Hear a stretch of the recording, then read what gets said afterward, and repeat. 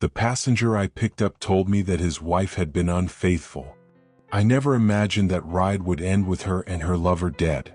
All this happened on a day like any other. I'm 56 years old, and for over 20 of those years, I've been driving a taxi.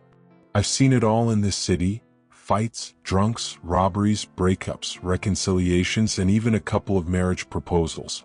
But nothing, absolutely nothing, left a mark on me like what happened that afternoon just a few months ago. I remember it was a good day. I'd had plenty of fares since early morning, and the traffic, all things considered, was bearable. By around 5 p.m., I was already thinking about heading home. I was near the financial district, a place that's always bustling at that hour. Executives leaving their offices, employees looking for rides, meetings wrapping up just before sunset. So, I decided to take one last loop around, hoping to pick up a good passenger before calling it a day, and I got lucky. A man flagged me down from the sidewalk. I pulled over and got a good look at him before he got in. He was young, about 35, though something in his eyes and the way he carried himself made him seem older. He wore a sharp dark suit, neatly pressed, with a slim tie and a fine watch. His hair was combed back, his face clean-shaven. He looked every bit the part of a high-ranking office worker, maybe an executive at one of those big firms with offices on the top floors of skyscrapers. He slid into the back seat with ease, as if he was used to being driven around. He unbuttoned his jacket with a quick motion and gave me an address. I nodded, started the meter, and we set off. I make it a habit not to talk to passengers unless they start the conversation. Some want to chat, others just want to stare out the window or check their phones. So I drove in silence, focused on the traffic. A few minutes passed when, out of nowhere, the man asked, "Are you married?" Caught me a little off guard. It wasn't a common question, but it wasn't the strangest I'd ever heard either. I answered honestly, "Yes, for almost 30 years. He nodded silently. Then came the second question. "And has your wife ever been unfaithful?" That one threw me. Not because of the question itself, but because of his tone. It wasn't nosy or morbid. It was serious, deliberate, like he was trying to understand something. I thought for a second and answered, "No, we've never had issues like that. Money's been the usual problem in our marriage, like in most, I suppose." A few seconds of silence passed. I thought the conversation was over, but then he said, "That's good. At least you didn't have trust issues."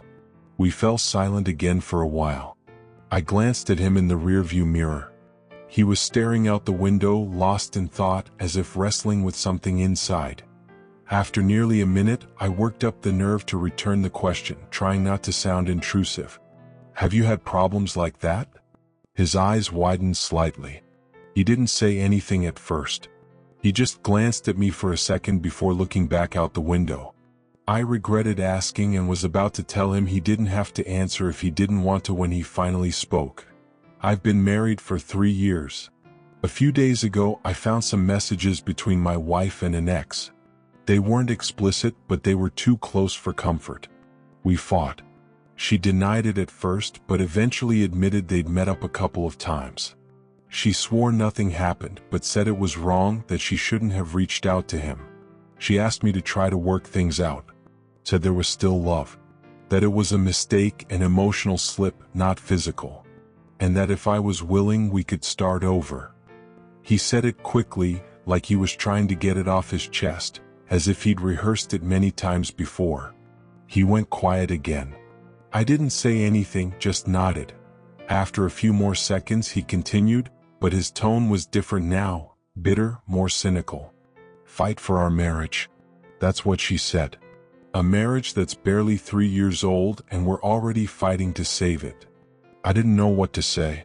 Sometimes people just want to talk without hearing advice. Still, I ventured, "So what have you decided to do?" He smiled for the first time. "I think the only thing to do is try. Maybe I focused too much on work. Maybe I neglected her. If that's what went wrong, I'll do everything I can to make it right. If she's willing to stay, so am I." The conversation lightened up after that. More relaxed. We talked about our families. I told him about my kids, my grandkids. He said he didn't have kids yet, that they wanted to wait a few years. We touched on politics, the economy, even a bit of soccer. Joaquin, as he introduced himself, was a pleasant guy. Polite, attentive. The kind who rarely loses his composure. By then, we were almost at his place. He told me his house was just around the next corner. I nodded and made the turn, but as soon as we did, his tone changed completely. "That son of a bitch. Pull over there," he shouted with a rage that sent chills down my spine. I slammed on the brakes, and before I could even ask what was happening, Joaquin had already flung open the door and bolted out, running toward a house and bursting through the door without looking back. The calm man who'd been telling me his story minutes earlier was gone. I sat there in shock. Also, he hadn't paid me. So, more out of instinct than anything else, I decided to wait a bit. Maybe he'd come back out in a few minutes. While I waited, I took in the surroundings. It was an upscale neighborhood, one of those modern residential areas where every house looks like it's straight out of an architecture magazine. Green lawns, well-kept flowers, clean sidewalks. Garages with expensive cars, recent models. Everything pristine. The house Joaquin had stormed into was no exception.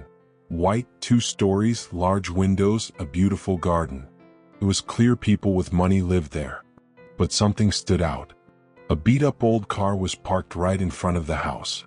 It wasn't a classic or something being fixed up. Just a worn-out vehicle, scratched with faded paint. It looked completely out of place in that setting. Before I could think much more about it, the door flew open again. A man came running out, half-dressed, holding his shoes in his hand, shirtless. He jumped into the old car and sped off, barely closing the driver's door. I could see Joaquin standing in the doorway, furious, his face red. Next to him was a woman, completely naked, holding his arm, trying to pull him back inside. I couldn't hear what they were saying, but their gestures said it all. She was pleading. He was beside himself. Then Joaquin spotted me in the distance. He waved and shouted, "Wait for me a bit longer. I'll be right out." And he shut the door behind him. I stayed put, unsure why, but with a sinking feeling that something terrible had just begun. So I waited. About 5 minutes passed, maybe a bit more. The sun was starting to set, and the air felt heavier, as if the atmosphere itself knew something was wrong. Then Joaquin came out of the house again. The woman, who I assumed was his wife, followed him, now wearing a robe, shouting for him to talk to her. She said they could fix it, that he shouldn't leave like this, that it had all been a mistake, that he was the love of her life. She was crying, grabbing his arm, but he didn't stop. Joaquin shook her off gently, without violence, but with a firmness that made it clear he was done listening. That he got back into the taxi without saying anything except 2 words, "Drive, please." I asked where we were going. He gave me an address. It wasn't far, but the way he said it was different. It wasn't a request, it was a command. I started driving. The ride was silent. But not just any silence. It wasn't the kind where a passenger is tired or lost in thought. This was a thick, heavy silence, like the car was filled with something invisible that made it hard to breathe. I didn't say a word. I glanced at him in the mirror and knew the man who'd gotten into my taxi earlier was gone. It wasn't just his hardened face. It was his posture, his stare fixed straight ahead, as if he no longer saw the road. As if what was coming next was inevitable. The neighborhood we were heading to wasn't far, but it was a different world compared to where Joaquin lived. Smaller houses, older buildings, cracked sidewalks. Graffiti, dangling wires, cars with plastic-covered windows. Nothing like the pristine residential area we'd left behind. During the entire ride, Joaquin didn't say a word.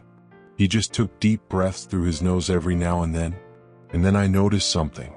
While we were stopped at a red light, I saw him reach into the side of his jacket. It wasn't an obvious or aggressive move. He just slipped his hand inside and made sure something was there. That motion sent a chill through me. I didn't see the object, but I knew exactly what it was. A cold sweat broke out, and suddenly what had been a simple ride turned into a nightmare. But I didn't say anything. What could I say? What if I was wrong? We finally arrived. It was an apartment building, the kind that might have been decent once but was now worn by time. The paint on the walls was peeling, and the entrance had a couple of rusty, open mailboxes. "Wait for me a bit longer, please," he said, staring straight ahead. "I won't be long. I just need to take care of a problem." Without another word, he got out and walked toward the building.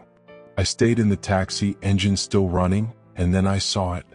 Just a few meters ahead, parked between two cars, was the same beat-up car I'd seen in front of Joaquin's house. Same model, same color, same scratches on the passenger door. It couldn't be a coincidence that I got out of the taxi, cautiously, as if stepping too hard might set off an explosion. I approached the car. It was empty.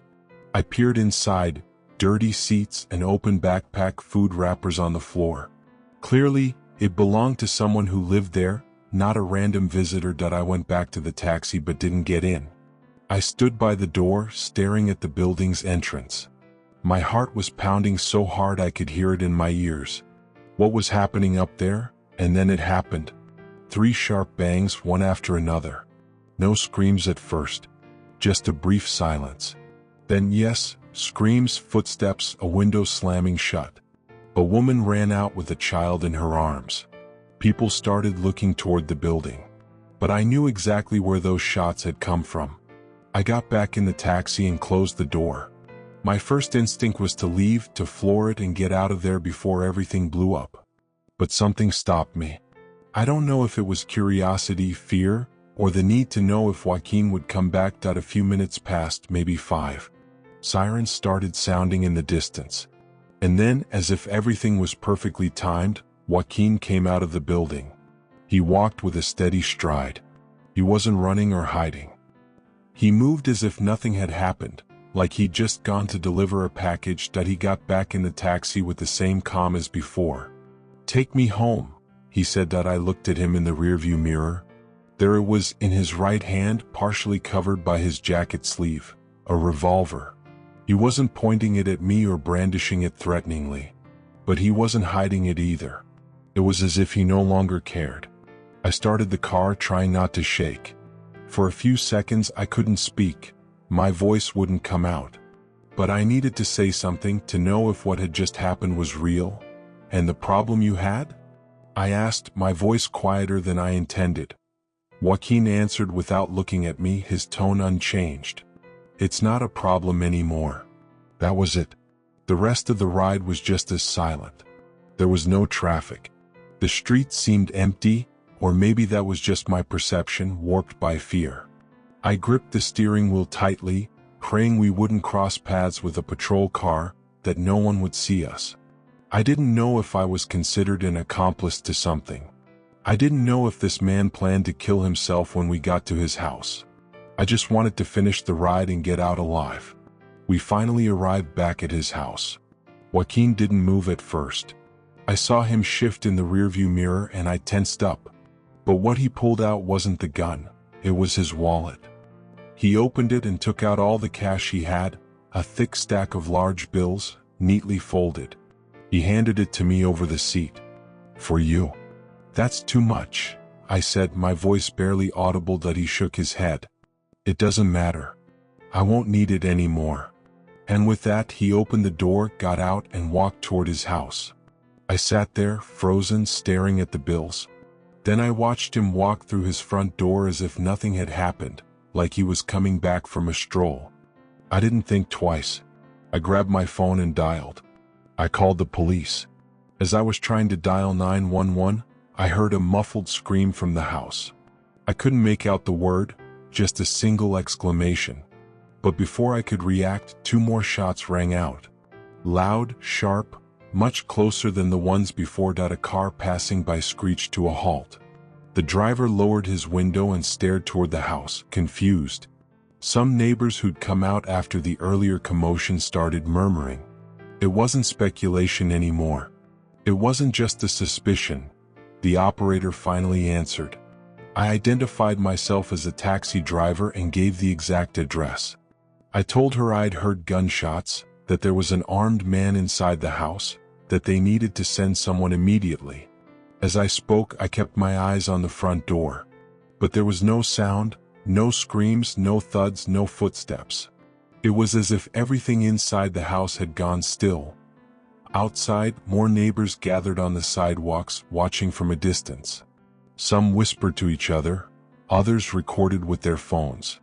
But no one dared get too close. That I stayed in the taxi, hands still on the wheel, ready to drive off if things spiraled out of control. Minutes later, a patrol car arrived. 2 officers got out, moving quickly but cautiously. I waved them over and approached. I told them I was the one who'd called. I explained what I'd seen, the man I picked up, what he told me, the old car in front of his house, the second trip, the 3 shots at the apartment building, and the 2 shots we just heard here. One officer told me to wait to the side. The other instructed the crowd to back away from the house. Both drew their weapons and approached cautiously. The door was slightly ajar. One officer nudged it open with his foot, and they went inside. I stood there waiting for something, a gunshot, a shout, some sign that things had gone wrong. But there was nothing. 3 or 4 minutes passed. Then I saw them come out. It was Joaquin, handcuffed, flanked by the 2 officers. He didn't resist or say a word. He walked with his head slightly bowed, but he didn't look defeated. He looked empty, like nothing mattered anymore. One officer spoke into his radio, and I clearly heard him say, "We have a deceased female in the living room. 2 gunshot wounds. Confirmed. The rest of the procedure is a blur." They asked for my ID and took me aside to give a statement. At first, they didn't quite understand what a taxi driver had to do with all this. But it didn't take long for them to connect it to the other killing that had happened minutes earlier. The other man, the lover. He was dead too. A few days later, the story appeared on news websites, then in the papers. I still have a digital copy saved just in case. This is what it said: businessman kills wife and lover after discovering infidelity, faces execution by lethal injection. Houston, Texas. On Thursday afternoon, Jonathan Joaquin Marquez, 35, was arrested after turning himself into authorities following a double homicide. According to the police report, Marquez took a taxi from his workplace to his residence in the Red Rocks neighborhood. Upon noticing an unfamiliar vehicle parked in front of his home, he entered forcefully and discovered his wife, Rebecca Gutierrez, in the company of an unidentified man at the time. The man fled the house. Minutes later, Marquez asked the taxi driver to take him to an apartment complex in the Westwood district. There he shot the man, later identified as Damian Tells, 38, 3 times in the chest. After the killing, Marquez returned to his home, where he was met again by his wife. According to official statements, he shot her in the chest and, as she lay on the ground, shot her again in the head. The investigation revealed that Marquez had a license to carry a firearm and was a regular at a local shooting range, with records showing consistent practice over the years. During the trial, the prosecution presented evidence of premeditation, including indirect witnesses and the defendant's full confession. The jury took less than 5 hours to reach a verdict. The judge sentenced Marquez to death by lethal injection, to be carried out at the Polanski unit in Livingston, Texas, pending the conclusion of any legal appeals. That I still can't believe how it all ended. And all because of her. That young man, who had his whole future ahead of him, was going to die, not from an accident or illness, but because his heart was broken in the worst way possible. That I should be horrified by what he was capable of doing. And yet, I heard him. I heard him talk to me from the back seat with a sad smile, with hope. He said he wanted to fight for his marriage, that maybe he'd failed, but he was going to do whatever it took to rebuild trust. He wanted to save what they had. And this is how she repaid him, by bringing her lover into their home just days after begging for another chance. That I, in all my years as a taxi driver, I've seen a lot, more than I'd care to admit. And if you'd like, I can share another story sometime.